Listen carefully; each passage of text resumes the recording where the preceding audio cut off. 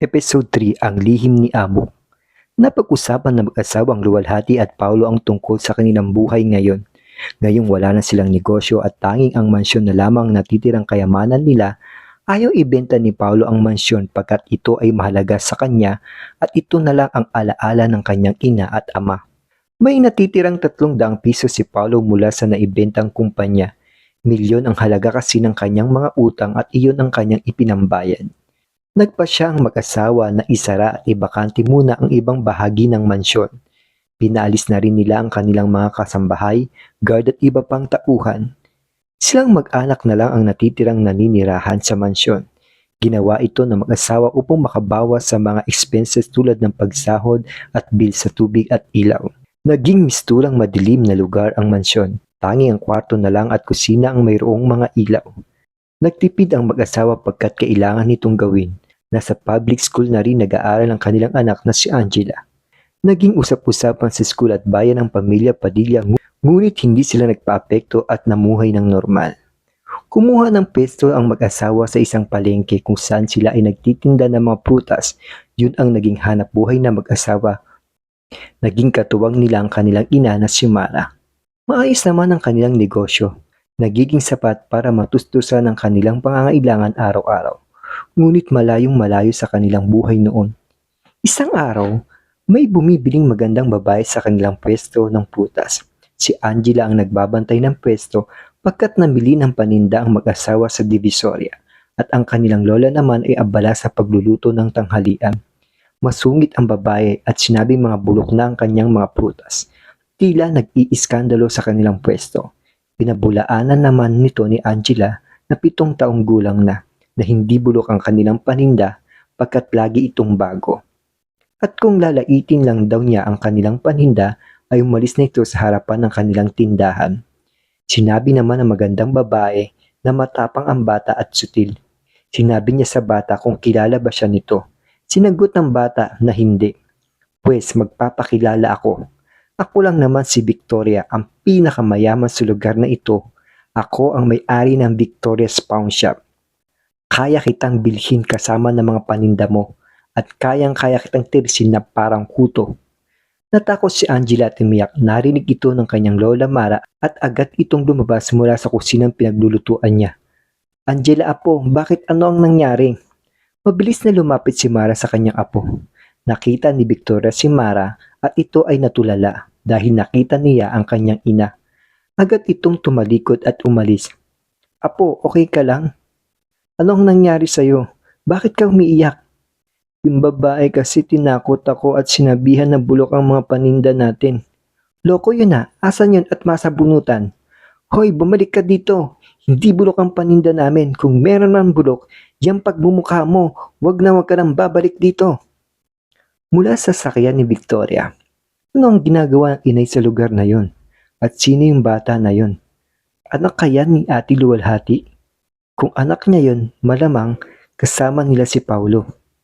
Hindi pa tayo tapos ate. Nakuha ko ng kumpanya. Ngayon si Paulo naman ang kukunin ko sa'yo. Di ba bida-bida ka parate? Pwes ako ngayon ang kontrabida mo. Hindi ko hahayaan na maging masaya kayo. Gusto kong makita kung paano ka nasasaktan. Tulad ng sakit na naramdaman ko na ikaw ang pinili ni Paulo.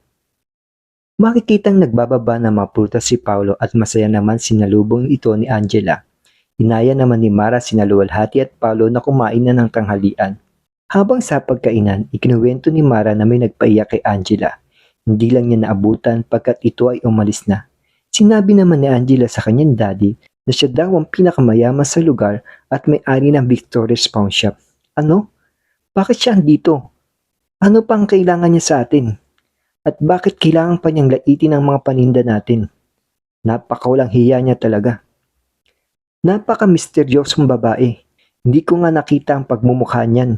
Naimbento ko na lahat-lahat ang kumpanya pero di ko man lang siya nakita. Puro sekretary at attorney niya ang nakakausap ko. Anak, sa susunod na magpakita sa iyo ulit ang babaeng yon, picturean mo o di kay tawagin mo ako agad. Pinaka naman ni Luwalhati si Paulo at sinabing tapusin ang pagkain. Mula sa sala ng kanilang bahay, nag-usap ang mag-inang Luwalhati at Mara. Anak, pasensya ka na kung pati ako pabigat sa iyo. Nay, ano ka ba? Hindi ka pa bigat. Malaki nga tulong mo sa akin. Lalo na sa pag-asikasa mo kay Angela. Wag na wag mong iisipin yun, Nay. Anak, simula bata ka, alam mo naman na ikaw yung paborito ko. Sobrang pag-aalala ko pag nagkakasakit ka o kaya ay napapahamak ka. Kaya nga ang bunso mong kapatid na si Victoria, ganun na lang kalaki ang tampo sa akin dahil lagi sa'yo ang atensyon ko. Kamusta na kaya si Victoria, Nay? Nasaan na kaya siya?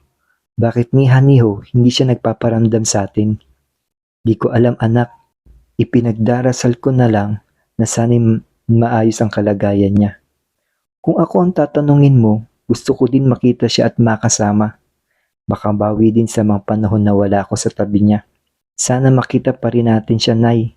Sana magtagpo pa rin ang landas natin.